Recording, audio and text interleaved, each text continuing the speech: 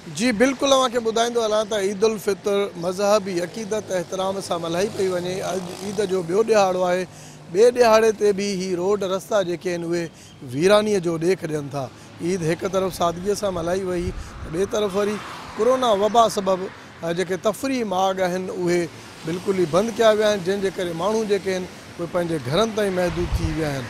माण्हू जेके आहिनि मिटनि माइटनि यारनि दोस्तनि ॾांहुं त वञनि पिया, पर तफ़री माग बंदि हुअण करे ही रोड रस्ता जेके आहिनि उहे बिल्कुलु ई वीरानी जो ॾेख ॾियनि था। ही पाण शारा फैसल ते मौजूदु आहियूं।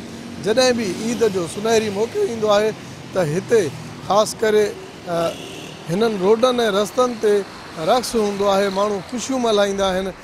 रेलियुनि तोड़े टोलियुनि जी सूरत में के समुंड किनारे पहुचंदा आहिनि त के वरी तफ़री मागनि ते पहुचंदा आहिनि।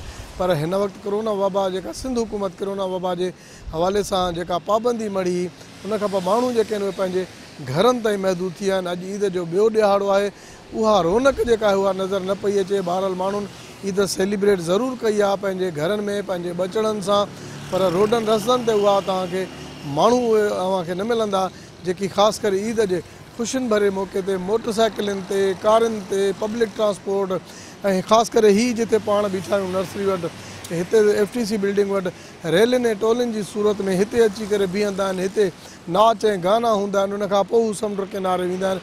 बहरहाल अॼु ईद जो ॿियो ॾिहाड़ो आहे, मज़हबी अक़ीदत एहतराम सां मल्हायो वञे पियो। जी।